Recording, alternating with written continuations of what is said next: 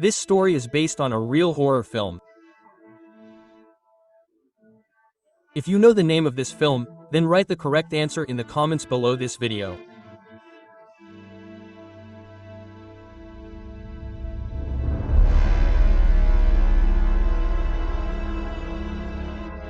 The year is 266. A fire broke out in the SCP Foundation. During this fire, the most dangerous echo monsters escaped. In defense of the day, they destroyed almost all the inhabitants of Roblox. The only ones who survived were those who immediately realized that these monsters were blind. And to avoid being killed by them, you must be very quiet. 46 days since the apocalypse. My family also survived. We were searching the grocery store for supplies. My father wanted to move out of town to a safer place. My younger brother, Ethan, found a toy airplane. Seeing this, my father rushed to him and quickly removed the batteries from the toy so that Ethan would not turn on the airplane sound. Ethan was upset and began to cry silently. My father signaled for everyone to pack up and leave.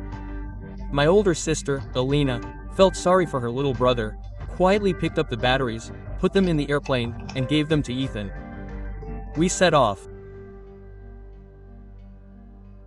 The forest was very quiet and peaceful. We walked, feeling safe. Suddenly, we heard the sound of a toy behind us. It was Ethan turning on his airplane. Father rushed to him, but he was too late. Echo Zero appeared from behind the trees and dragged Ethan away. We all wanted to cry, but we had to close our mouths so the monsters wouldn't hear us. Day 208, we settled on an abandoned farm. Father equipped everything with CCTV cameras and flashing lights. Mother was 9 months pregnant, and we were expecting a new addition to the family. We ran out of food, and we had to go to the river to collect fish from the traps. Father invited me along. Alina wanted to come too, but Father still hadn't forgiven her for the death of her younger brother and didn't take Alina with us. She freaked out and went to her room, and my father and I went to the river. The river was several kilometers from our shelter. My father started taking the catch out of the traps and dropped one fish on the ground, making a noise. I was scared and wanted to hide, but my father calmed me down and whispered that it was safe there, as the river drowned out all sounds. Having filled our backpacks with fish, we headed back. Along the way, my father took me to a waterfall and started yelling loudly. The noise of the waterfall drowned out his scream, and I, overjoyed, started yelling too. Having yelled enough, we continued on. Passing someone's house, we came across a recently murdered granny. Apparently, she was making a noise, and the echo was zero. A sad-looking grandfather was standing nearby. My father realized he wanted to scream in grief and began to beg him with gestures not to. But he screamed loudly, and we took off running. A monster appeared in the distance. He rushed toward us. We hid nearby behind a tree. I wanted to scream in fear, but my father managed to shut me up. Meanwhile, my mother was busy with chores. She washed laundry in the basement and dragged it outside to hang it out to dry. On the stairs, her laundry bag caught on a nail. She started tugging at it, causing the nail to stick out. She didn't notice and calmly continued walking. It was hard for Alina. She had poor hearing and wore a hearing aid. She was also tormented by guilt over her brother's death. Her memory flashed back to her life before the monster attacks, how we sat together at the dinner table, and in the evenings, we played an interesting game from her cool dad called Gertrude. Alina was restless and, unable to bear it any longer, decided to run away from her parents. She packed her things and left. There was a cross where Ethan had died. Family photos hung on it. His toys lay beneath the cross. Alina found the plane there, hugged it, and lay down next to the cross. That's how she fell asleep. Her mother was also sad in her room. She picked up a photo of her dead son and looked at it. Suddenly, she began having contractions. She realized she was about to go into labor and, in a panic, rushed to the basement. While descending the stairs, she stepped on a protruding nail. Screaming, she dropped the photo frame. It fell with a crash, attracting the attention of the monsters. Mom heard someone moving around the house. Apparently, the echo was looking for her. She turned on the light alert. It was a signal for us. My father and I were nearby and immediately noticed the alarm. He told me to run to the lighthouse and light the fireworks there, and he rushed toward the house. Mom set the alarm clock at the other end of the basement and hid behind the dumpsters. The alarm went off, attracting the monster's attention. Echo Zero ran into the basement and started ringing the alarm. Mom quietly ran behind him and wanted to run out of the house. But another monster was prowling outside, so she hid in the bathroom. Echo Zero emerged from the basement and walked toward her. Mom had already gone into labor, and so the monster wouldn't hear the baby's cries. She covered her stomach with a pillow. Echo Zero started to open the bathroom door. At that moment, I ran to the lighthouse and lit the fireworks. The fireworks began to explode. The monster, distracted, ran toward the roar. Alina was awakened by the noise and saw the fireworks. She realized something had happened and ran to us. Dad ran into the house. The monsters were already gone. He heard the baby's cry and ran to the bathroom. He had to hide him quickly before he attracted the monster's attention. He grabbed Mom and baby and carried them to the basement. There, he gave Mom a gun and went to look for me and Alina. I ran from the fireworks display. On the way, we met Alina. I clung to her, shaking with fear. Suddenly, a monster appeared from the bushes and wanted to attack us. Alina's head started ringing. Her ears began to hurt terribly. She fell. I rushed to her. The monster also felt ill. He grabbed his head and ran away. We didn't understand what happened. Alina turned off her hearing aid, and we continued on. On the way to the shelter, Dad met us, and we joyfully hugged each other. But suddenly we heard the sound of the monster. We didn't understand where it was coming from. Dad sent us to a nearby car, while he picked up an axe and watched for the monster. But the monster outsmarted him. It attacked Dad from behind and tore him to pieces. Alina ran away in terror. The monster lunged at us. I started the car, and we drove to the farm. There we ran into Mom's basement and locked the door, but the monster easily kicked down the door and ran into the basement. We quieted down, but it heard our heartbeat and wanted to attack. Alina remembered the moment with a strange sound in her head that scared the monster away. She turned on her hearing aid again and began screaming from the unpleasant sound in her head. The monster became very ill. Penny fell to the floor and passed out. We thought he was dead, but suddenly the monster jumped up and lunged at us. Mom blew his head off with a shotgun. Hundreds of monsters in the area heard the shot, and they all rushed to our farm. But we knew what had to be done. Alina got out the microphone, and I grabbed the speakers. And we got ready for battle. It was the most terrible thing in my life. It's Zero. Surrounded us from all sides and wanted to attack. Alina brought her hearing aid to the microphone and turned it on. A powerful sound from the speaker deafened all the monsters, and they fell to the ground. Mom started shooting their heads off with a shotgun, and I wielded a shovel. In an hour, we killed all the monsters. Suddenly, the baby started crying. We were scared and thought that Echo Zero would attack again. But, to our surprise, no one came. Was there really not a single monster left in the area? We were very happy about this and continued our existence with the hope of a good future. I buried my father and took over his responsibilities. I went fishing, repaired the farm and monitored security. Alina and Mom were doing housework and looking after the baby. By the way, we named him Zorik. This quiet life did not last long. One fateful day, Alina forgot her hearing aid. On the couch, Zorik took it to play and broke it. That same day, we ran out of fuel for the generator, and we were left without electricity. Then I went fishing, but there was a problem there too. The current brought tanks with chemicals, and they polluted the river. All the fish died.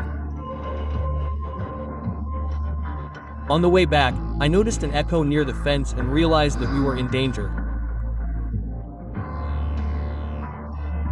There was no food left on the farm, and we decided to look for a new shelter. Mom taped Zorik's mouth with tape, and we set off. We walked for a very long time. We had to spend the night in the forest. I lit a fire right in the tent, and we finished the last can of stew. In the morning I woke up from some screams, quietly got closer and saw an Echo Zero, who wanted to kill some girl.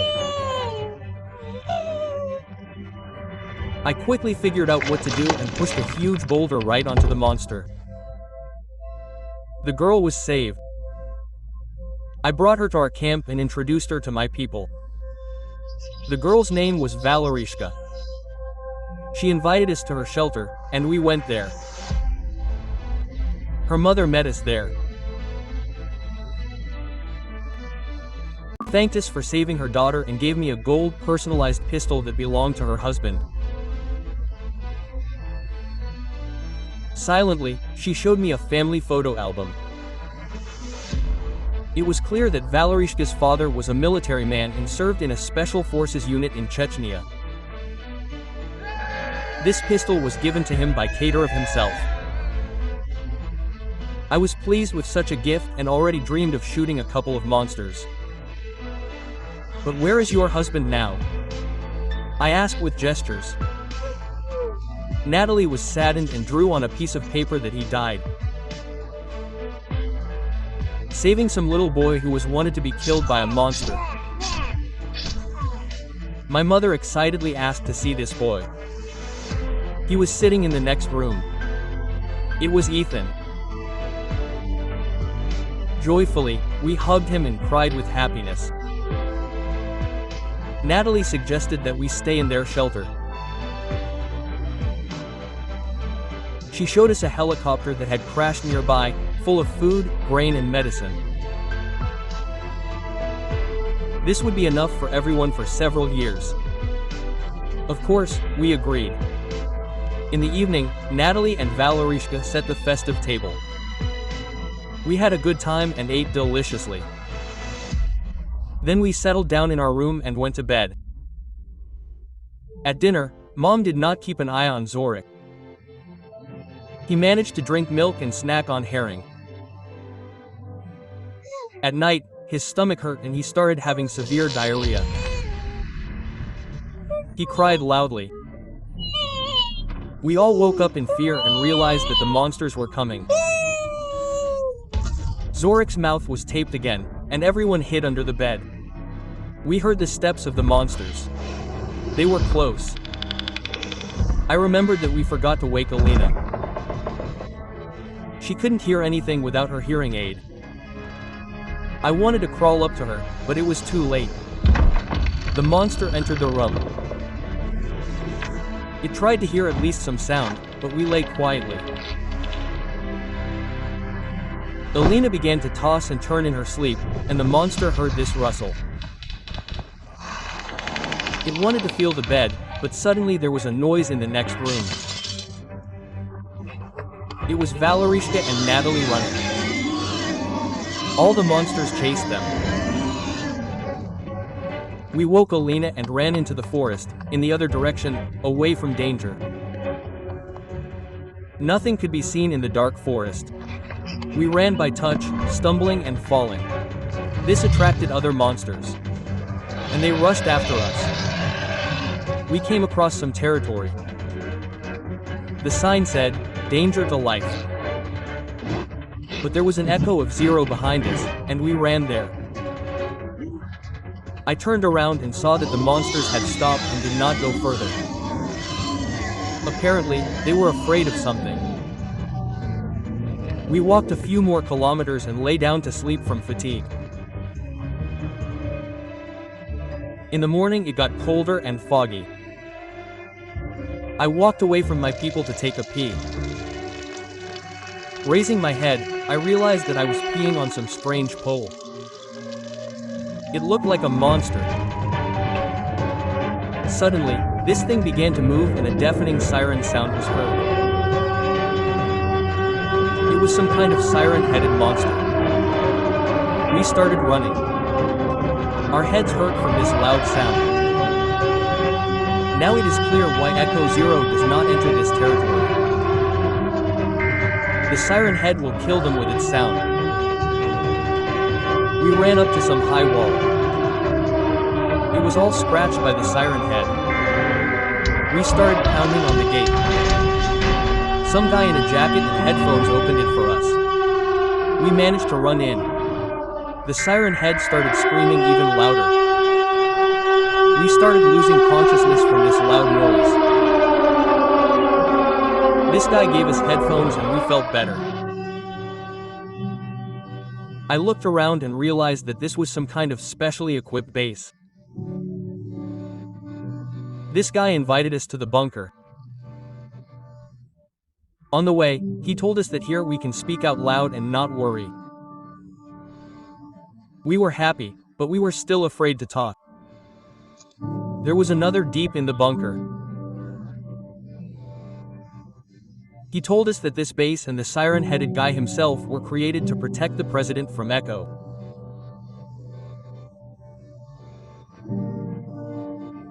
When the monsters filled all of Roblox, the president and his guards flew to this base in a helicopter. The second helicopter had supplies, but the engine broke down. It fell before reaching the base. They were left without supplies, and gradually everyone died of hunger. Mom asked how they themselves survived. The president's bodyguard said that they learned to catch mice. He took a mouse out of his pocket and rubbed it in front of her face. We had to stay at this base. These guards gave us a room each and offered to rest from the road. Everyone went to their rooms, but I was bored, so I went for a walk around the base. There were several graves in the yard, the president, the guards, and some other deputies. There were also a lot of building materials and tools.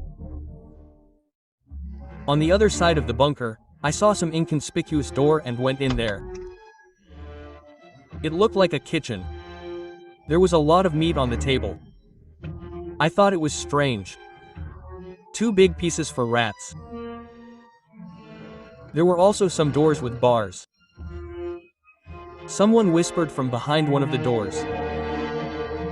It was some Seryoga, another of the president's bodyguards. He said that those 2 guards had gone crazy from hunger. They locked the president and the rest of the workers in these cells, and then ate them all one by one. I was shocked by what I heard. Were they really going to eat my family now?